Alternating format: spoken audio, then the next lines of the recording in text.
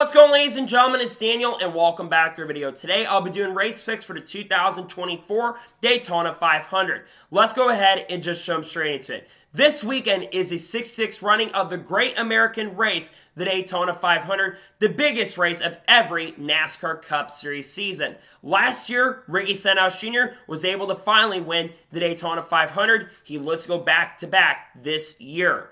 So anyways, let's go ahead and just jump straight into picks. Before we go ahead and jump into picks, let's take a look at the weather for this weekend. So the weather for this Sunday is not looking pretty promising. It's going to be pretty chilly. It's going to be 63 degrees the high with 53 degrees low, which is kind of abnormally normal for Florida at this time. But there is a 75% chance of rain. It does improve as the day goes on. The weather has improved the last couple days, but there's a very good chance that possibly this race may end up moving to Monday like it has in previous years. So that is the weather for the weekend. Now let's go ahead and jump into picks. For those who are new to the channel, here's how picks work on the channel. For Crown Jewel races this year, I'm going to have 3 suck picks, 3 drivers I expect to struggle throughout the weekend. I'll have 3 underdog picks, 3 drivers I expect to run really, really well in underfunded equipment or kind of underrated at these types of tracks. And I'll do my winner's pick, the driver thinks is going to win overall. And then I'll do the drivers that you need to watch out for, which there's 6, because it is a Crown Jewel event. Before getting into those picks, let's talk about the 6 drivers that are in the go or go home position that are open entries. So there's 6 teams. You have the 36 car for Farmer Motorsports, the 60 car for RFK, the Stage 60 car, the 84 car driven by Jimmy Johnson, the Legacy Motor Club car. You have the 62 for Beer Motorsports. You have the 44 for NY Racing, which will not be driven by Greg Biffle. And you have the 78 car for Live Fast Motorsports driven by BJ McLeod. So let's go through it. So who's going to be the 2 that are going to get on Wednesday? Well, I think the 2 that make it in on qualifying are going to be Kaz Grala in the 36 and David Reagan in the 60. Last year, the 36 car in the select race they ran qualified extremely well, and Riley Herbst nearly won the pole with that car. So I think that Kaz Grala makes it in easily. And I also think the same thing for David Reagan to 60. RFK's had a really strong super speedway program, and they've qualified pretty well as well. So therefore, I think David Reagan is able to get in. Then on Thursday, the 2 that I think are going to make it in through the duels are Jimmy Johnson in the 84 team and Anthony Alfredo in the 62 car. So I think Jimmy Johnson gets in because we know how strong Legacy Motor Club's Super Speedway program has been at times. He's going to have help from Eric Jones as well, probably in his duel. So I think Jimmy Johnson makes it in on Thursday, even though he's been kind of unlucky. Same thing for Anthony Alfredo. Beer Motorsports has been competitive at all their Super Speedway races, and I think they get in on Thursday. So those are the 4 that I have going in. Meaning that the 44 car for NY Racing and the 78 car for Live Fast Motorsports will not make it. NY Racing, I think, is going to run into problems in trouble. They've already had issues because, like I said, it wasn't as a great Biffle is not running in this seat. And BJ McLeod, well, I think that they'll have a chance, and I guess it's a really open, really competitive and open field this year. I just don't think BJ McLeod is going to make it this time around. So those are the guys that are going in and going out. Now let's go ahead and jump into picks. Who are my suck picks for the Daytona 500? My first suck pick for the Daytona 500 is the driver of the 45 car for 2311 Racing, Tyler Reddick. Tyler Reddick has historically not been amazing at Daytona and has been a pretty unlucky driver in the Daytona 500 in the past. I don't think he's even scored a top 10 finish in the Daytona 500, and like I said, historically, he has struggled at super speedway tracks throughout his career. So unfortunately, I think Tyler Reddick is going to get unlucky, and unfortunately, I think he will not have a good Daytona 500.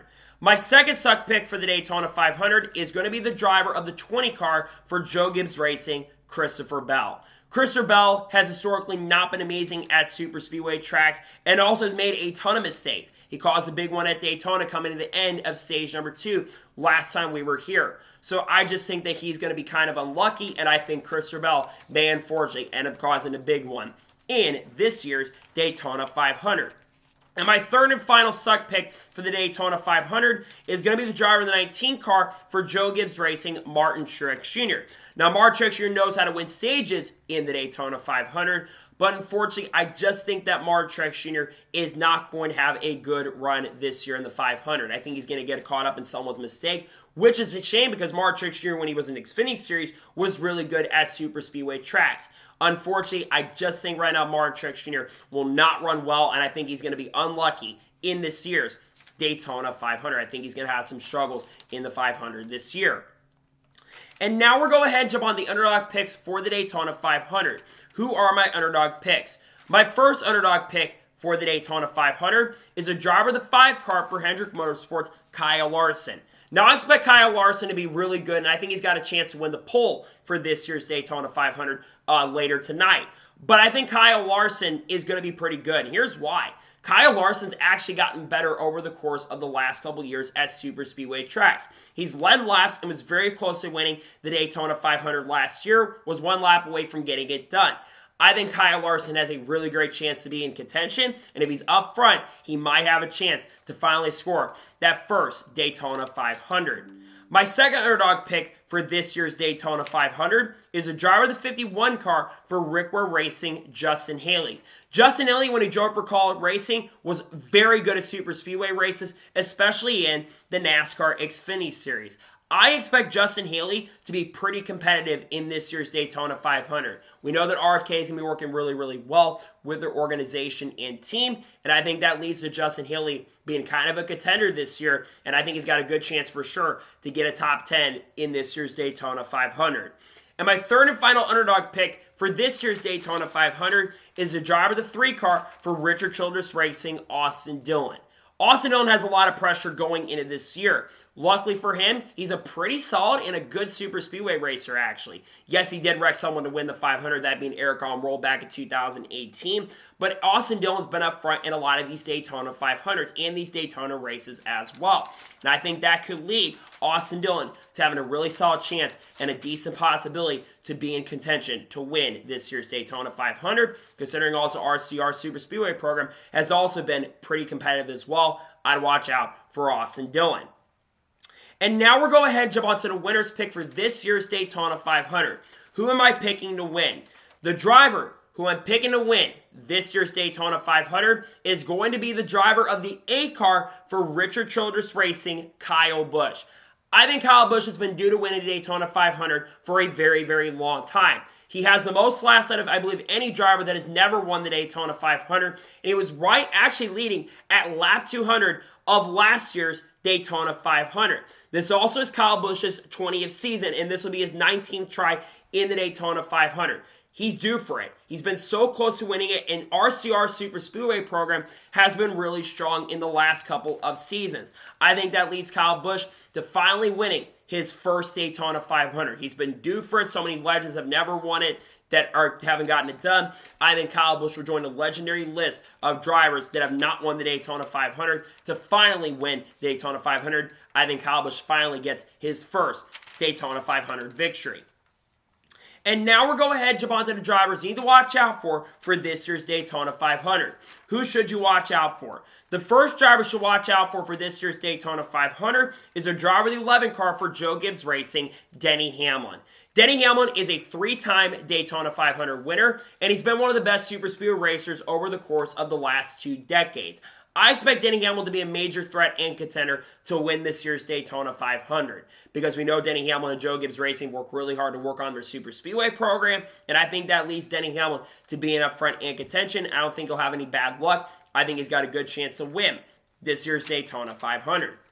The second driver you should watch out for in this year's Daytona 500 is a driver of the 23 car for 2311 Racing, Bubba Wallace. Well, he doesn't have all the finishes to show for it. Bubba Wallace is an amazing super speedway racer. And just 2 years ago, he was in contention and finished basically in a photo finish in second against Austin Cindric. I think that Bubba Wallace is due to win a 500 as well. He's come close many, many times, and I think he's got a good chance to get it done this year. I think he could be in contention to win the Daytona 500.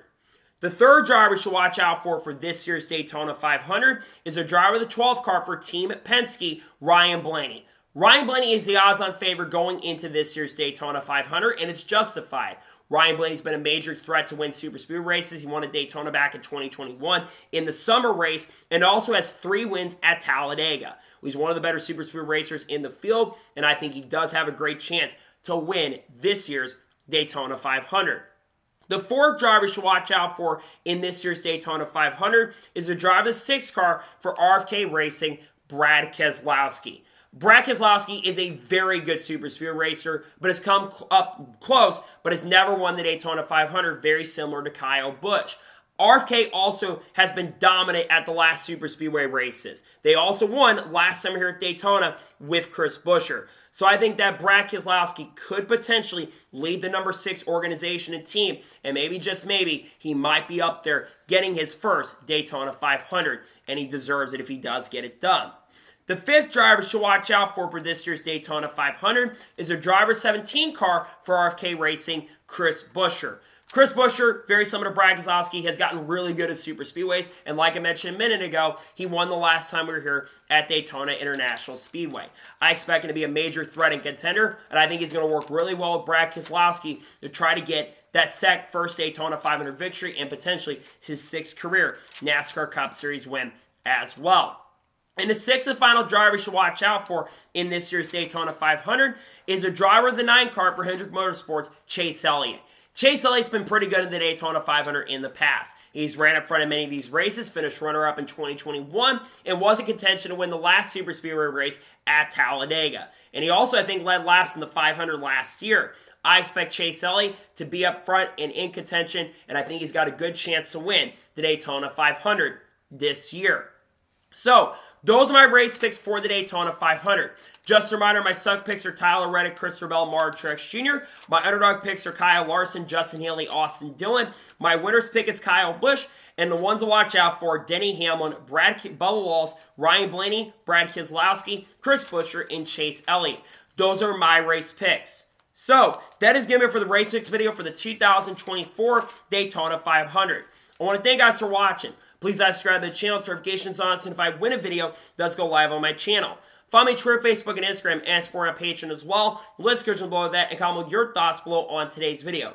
Who are your race picks for the Daytona 500? Let me know them in the comments below. Later today on the channel, I have the Xfinity Series race picks and the Truck Series race picks for Daytona, and I will also have the reactions to qualifying later today as well for the Daytona 500 qualifying.